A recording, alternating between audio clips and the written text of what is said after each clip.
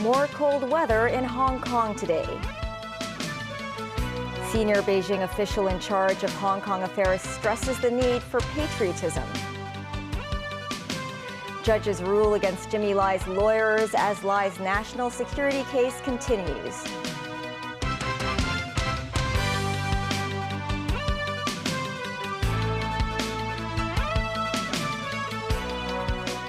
Hello and welcome to TVB News.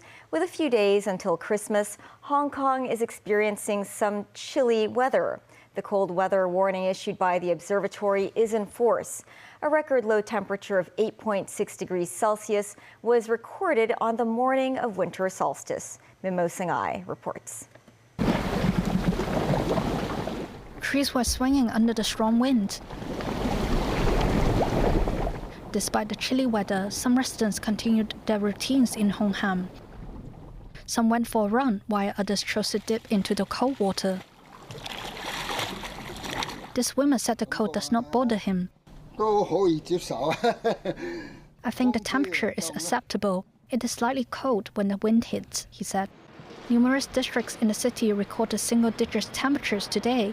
In some urban areas, the minimum recorded temperatures were between 8 and 9 degrees Celsius, while at Tai Mo Shan, the highest peak in the city, reported temperatures as low as minus 1.6 degrees, the sixth lowest temperature reported in the area in December since records began in 1996. Tai Can and Phnom Penh reported an average temperature of 2.3 degrees. Meanwhile, some Tai Mo Shan walking trails were closed to the public after a hiker called for help on Thursday night. This family of four decided to challenge themselves by doing a winter solstice hike. They prepared cup noodles and hot drinks to enjoy. We plan to hike for 2 to 3 hours, this woman said. The observatory said the chilly and windy weather will remain throughout the weekend and Christmas holidays. Temperatures will recover to around 14 degrees in the middle of next week. Mimos 9, TVB News. In a speech at a seminar celebrating the 10th anniversary of the Chinese Association of Hong Kong and Macau Studies, Hong Kong and Macau Affairs Office Director Xia Baolong called on all sectors of the SAR to support the government in implementing Article 23 of the Basic Law. Timothy Lee tells us more. Celebrating the 10th anniversary of the Chinese Association of Hong Kong and Macau Studies in Beijing, Hong Kong and Macau Affairs Office Director Xia Baolong delivered a speech in which he emphasized love of the motherland has long been an honorable tradition in Hong Kong. Xia stressed the people of Hong Kong's patriotism forms an important foundation for the implementation of the one country, two systems principle. The Hong Kong and Macau Affairs Office Director also reiterated his firm support for the Chief Executive and the SAR's legal system, and their efforts in combating anti-China and separatist forces. He reminded Hong Kong's 180,000 civil servants to serve the SAR with a sense of responsibility. Xia added lawmakers should raise the standard of their political work. Xia also mentioned the newly elected district councillors must create a new start and foster better cooperation between the government and residents. On matters relating to national security, Xia said the implementation of Article 23 of the Basic Law must be completed to ensure security and stability. He called upon all sectors to support this task and create a better future for the city, and stressed Hong Kong will always have the firm support of the mainland. Timothy Lee, TVB News. The government invited all district councillors designate to watch the live broadcast of Xia Baolong's speech at the Central Government Complex. Chief Executive John Lee said he looks forward to new district councillors gaining a better understanding of the tasks and requirements of patriot governance of the city. Those who participated in the event today include Hong Kong Liaison Office Director Zhang Yangxiong, as well as the Chief Executive. In a blog post on social media, the CE said the new district councillors will restore the essence of the district councils and ensure the continuation of patriot governance in Hong Kong.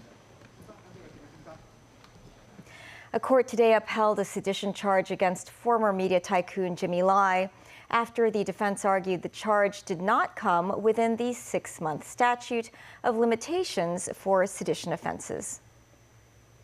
The trial of Jimmy Lai continued today at the West Kowloon Magistrates Court. There was again a heavy police presence outside the court. There was disagreement between the prosecution and defense on the first day of the trial about whether the sedition charge imposed on Lai came after the 6-month statute of limitations for relevant prosecutions had expired. In the trial today, the 3 national security judges, Esther To, Susana Delmada Remedios, and Alex Lee, are agreed with the prosecution's views, who argued the charge was imposed within the 6-month period. The trial is adjourned until January 2nd. 2 appellate proceedings in the Court of Final Appeal will be live-streamed online as a trial run next month. The 2 hearings are on the 10th and 16th of January. The hearings can be viewed on the court's website. After the hearings, video recordings will be available on the website for a period of time. The judiciary reminds the public not to record the live webcast or use the live broadcast recording for any unauthorized purposes. Talks between the top brass of the Chinese and U.S. militaries have resumed. Liu Zhenli, chief of the Joint Staff Department of the Central Military Commission, took part in a video conference with the U.S. Joint Chiefs of Staff, Chairman Charles Brown.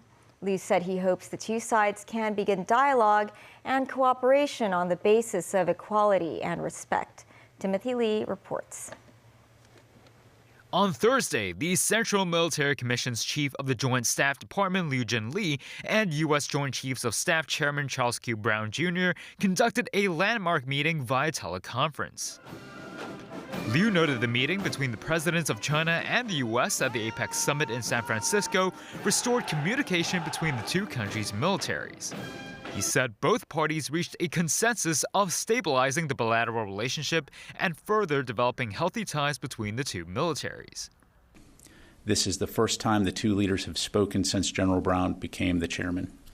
During the teleconference, General Brown discussed the importance of working together to responsibly manage competition, avoid miscalculations, and maintain an open and direct line of communication. Liu stressed further development of the relationship can only continue on the premise that Washington respects and develops a correct understanding of China's core national interests. Liu reiterated the Taiwan issue is an internal affair of China and that Beijing objects to any foreign interference.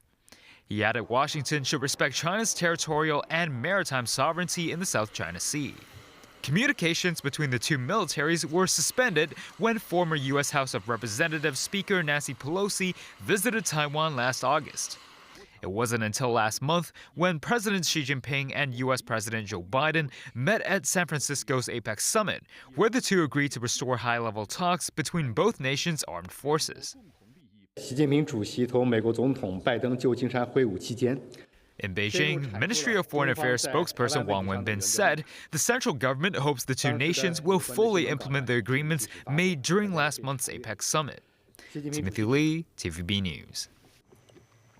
China, the world's top processor of rare earths, has banned the export of technology to make rare earth magnets. Thursday's ban followed the introduction of export permits for chip-making materials gallium and germanium in August, and similar requirements for several types of graphite since December 1st. China's Commerce Ministry sought public opinion last December on the move, which aims to protect national security and public interest. This comes with the West seeking to rival China's dominance in the mining and critical mineral industry. Rare earths are a group of 17 metals used to make magnets that turn power into motion for use in electric vehicles, wind turbines, and electronics. China is the world's top miner and processor of rare earths. Still ahead, Fanling Golf Course wins UNESCO award. Fatal shooting in the Czech capital of Prague. Donald Trump's former lawyer Rudy Giuliani files for bankruptcy.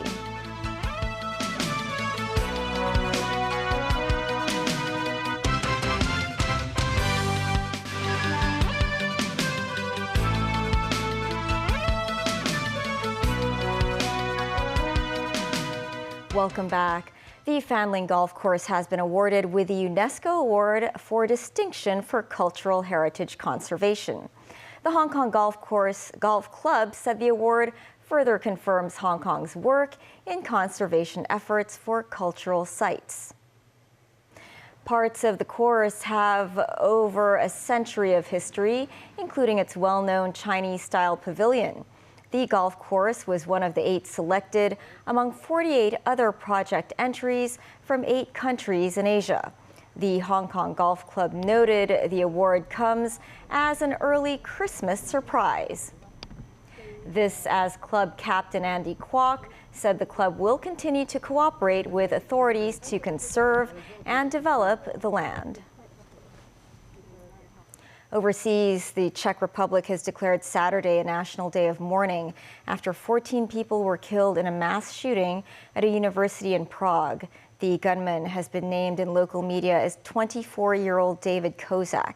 These kinds of incidents are rare in Europe, and the murders at Charles University is one of the worst gun crimes the country has witnessed. David Garrett reports. The police received information at 12:20 p.m. Thursday that a 24-year-old man from a town west of Prague was planning to come to the city to commit suicide. Officers went to Hustun and found a dead man believed to be the shooter's father. The suspect had headed to the university's philosophy department where he studied. Police evacuated Charles University's Faculty of Arts building where the suspect was due to attend a lecture. They were then called to the faculty's larger main building. As night fell, more police descended on the scene. The killer had opened fire multiple times, killing and wounding at random. Students were escorted from the building in single file. Police were filmed on the balcony searching for bombs. The gunman shot himself as police approached him on the roof. Ambulances entered the cordoned-off area to treat the dozens of injured. Investigators continued working through the night and into Friday. This man owns a restaurant nearby. He helped to clear the area. The guys from the special forces told me that the attack is happening in the faculty, which was for me even more stressful because my daughter was over there. It means I hid it over here. I took my bulletproof vest and I started to call immediately my daughter, but she was not responding. His daughter was not hurt, but like many students, struggled to understand what she had witnessed. Students around the city were asking friends if they were still alive. I really can't even come to understand what's happened here today. And I think everyone was just in a state of shock. Again, these things don't happen here. The President, Prime Minister and Interior Minister spoke to the country. They sent their condolences, designated Saturday as a national day of mourning and ruled out terrorism as a motive. Prime Minister Petr Fiala went to the site to lay flowers this morning. The details of what happened and why it happened are still emerging. David Garrett, TVB News. Rudy Giuliani has filed for bankruptcy. The former mayor of New York has been ordered to pay $148 million to 2 election workers from Georgia who he falsely accused of fraud. He's claimed debts worth over $150 million. The 79-year-old says his assets are worth at most $10 million. Giuliani will appeal the defamation verdict. His lawyer said he could not be expected to pay such a high amount. The 2 female Georgian election officers received threats after Giuliani wrongly accused them of fraud. As Donald Trump's personal lawyer, he led efforts to keep Trump in the White House when Trump lost the 2020 election. As a friend of mine said, health officials in Gaza said the Israel-Hamas war has led to the deaths of over 20,000 Palestinians. The figure amounts to nearly 1% of Gaza's pre-war population. This comes as a report from the United Nations and other agencies showed that more than 500,000 people in Gaza, a quarter of the population, are starving. Despite the urgency to address the crisis, a UN Security Council vote on aid deliveries and terms for a ceasefire was delayed again late on Thursday after days of high-level negotiations. The United States, which has veto power, has pushed back against calls for an immediate ceasefire and giving the UN sole responsibility for inspecting aid deliveries. Israel, citing security grounds, insists it needs to be able to screen goods entering Gaza. The U.S. said it would back a revised resolution that calls for creating the conditions for a ceasefire rather than an immediate end to fighting. Another vote is set to take place later today. For one American family with deep roots in Gaza, the war is hitting home especially hard after relatives were killed by Israeli forces. This story from NBC News. On a suburban street in New Jersey, the pain of a war thousands of miles away is unmistakable. Tell me about Esma. Esma, she's a beautiful young lady. Excuse me. Young mother raising two kids. Her kids were orphans. I'm sorry. Mohammed Shahaber has lived in the U.S. for nearly 30 years, but he was born and raised in Gaza. On Monday, the IDF bombed his hometown Sabra.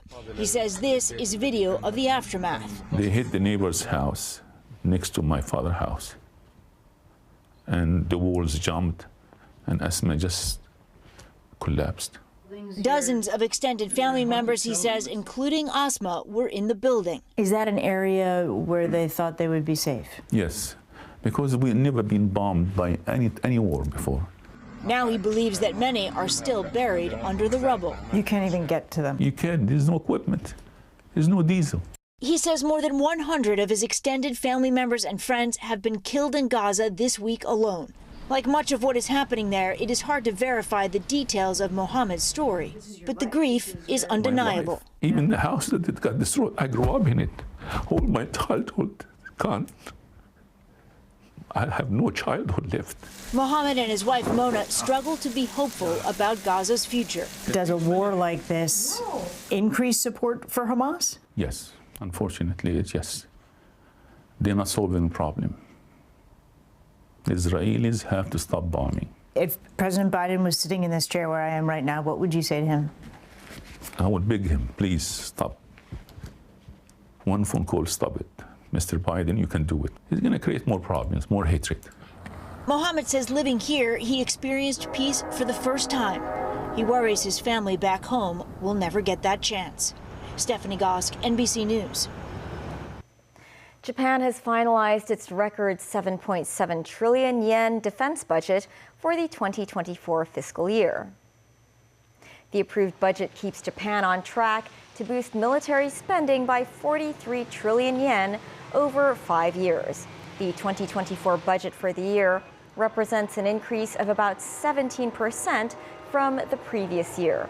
It includes over 200 billion yen to strengthen cyber capability, as well as funding to start building ballistic missile defense warships. A cold wave that began earlier this week has brought extensive snowfall and freezing temperatures to mainland China. Daniel Rao tells us more. Northern and northeastern parts of China have experienced blizzards and record-breaking cold since last week. Some areas in the northeast have hit minus 40 degrees Celsius and below. China's north, including the capital Beijing, Hebei, Tianjin, Henan in Mongolia, and northeastern provinces Liaoning and Heilongjiang have logged their coldest ever temperatures for the middle of December. State broadcaster CCTV showed massive blocks of floating ice in many parts of the Yellow River in Shaanxi province, a major coal-producing region in northern China. In Datong City, workers braved freezing temperatures, checking the condition of local railroads and using quartz sand to increase friction between the train and rail track amid heavy snow. In Weihai, a city in China's eastern province of Shandong, an array of snowplows were deployed to clear snow-blanketed roads. Meteorologists say the significantly low temperatures and the longer duration of the current cold wave suggests a possible leak in the circular band of cold air moving around the Arctic, known as the polar vortex. The vortex normally wraps closely around the North Pole and keeps the Arctic air from invading lower latitudes. Debate remains over whether such weakening in the polar vortex has become more common and the direct role played by global warming in the frequency of their occurrence. While China still forecasts new temperature lows this week, weather patterns are set to improve. The mercury is expected to rise to reach over 10 degrees Celsius in much of the country's central and eastern regions on Monday. A round of warm air will begin to flow from the country's north to south, lifting temperatures. The warmer conditions are expected to last until the end of December, resulting in hotter than usual temperatures in most parts of the country for this time of the year. Dan Roll, TVB News. In central Japan's Aichi Prefecture, visitors can observe a bunch of sleepy-looking Yakushima macaques gathering around a bonfire at a zoo. The Japan Monkey Center's winter tradition begins from today, the winter solstice. Monkeys are supposed to be afraid of fire, but they were seen grooming and cuddling each other while gathered around the bonfire. Sweet potatoes were backed with the fire to offer these animals a treat. The bonfire tradition began in 1959. It comes after staffers built a bonfire with fallen trees and driftwood, attracting curious young monkeys to approach the fire. That's the news. Happy winter solstice. Bye for now.